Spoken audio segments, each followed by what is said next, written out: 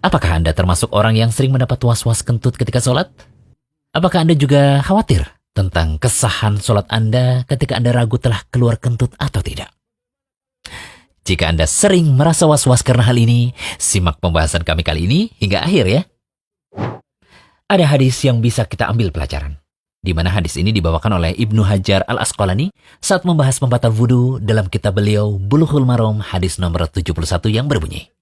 Dari Abu Hurairah radhiyallahu anhu, ia berkata bahwa Rasulullah SAW bersabda, "Jika salah seorang di antara kalian mendapati ada terasa sesuatu di perutnya, lalu ia ragu-ragu apakah keluar sesuatu ataukah tidak, maka janganlah ia keluar dari masjid hingga ia mendengar suara atau mendapati bau."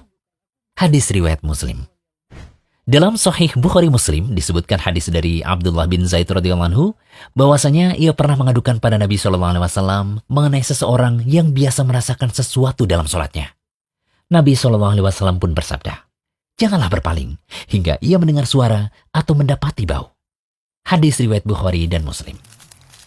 Pelajaran pertama yang bisa kita ambil dari hadis tadi yaitu orang yang dalam keadaan suci, jika ia ragu apakah ia berhadas ataukah tidak, dan itu masih dalam taraf ragu-ragu, maka ia tidak diharuskan untuk berwudu.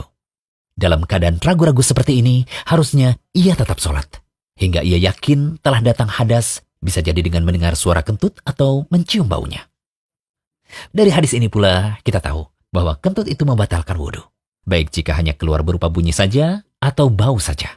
Sehingga orang yang kentut saat ia sholat, maka ia mesti berwudu lagi dan mengulangi sholatnya dari awal.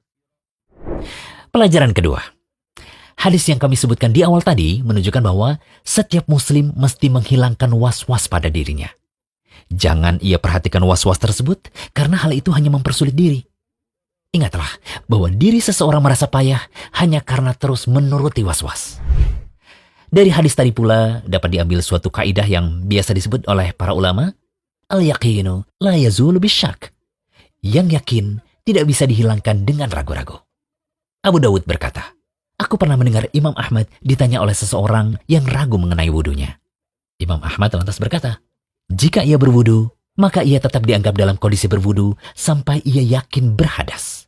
Jika ia berhadas, maka ia tetap dianggap dalam kondisi berhadas sampai ia berwudu." Ingatlah bahwa salah satu di antara senjata setan untuk merusak manusia adalah dengan penyakit was-was. Penyakit ini disematkan di hati hamba Allah untuk menimbulkan keraguan. Dengan metode ini, setan bisa dengan mudah menggiring seorang muslim untuk mengulang-ulang ibadahnya. Ada yang mandi besar sampai sekitar 1 jam, ada yang mengulang-ulang gerakan wudu karena merasa ada bagian yang kering atau tidak terbasuh dengan sempurna, ada yang berwudu berkali-kali karena merasa ada yang keluar dari dubur, ada yang buang air kecil setengah jam karena merasa tidak tuntas, ada yang gonta-ganti celana karena merasa ada yang menetes. Ada juga yang mengulang-ulang takbiratul ihram karena merasa belum niat, ada yang membaca Al-Fatihah berulang-ulang dengan susah karena merasa tidak benar. Bahkan bisa jadi ada yang sampai teriak-teriak, "Saya tidak menalak istri," karena menyangka telah melontarkan kalimat cerai dan seterusnya. Subhanallah. Anda bisa bayangkan, sungguh betapa malangnya mereka. Untuk bisa melakukan satu ibadah, ia harus susah payah mengulang-ulang karena perasaan tidak tenang.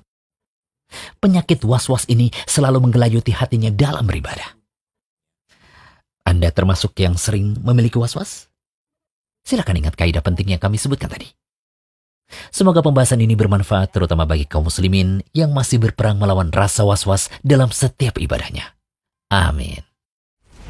Jangan lupa kunjungi rumaiso.com, update setiap hari, insya Allah.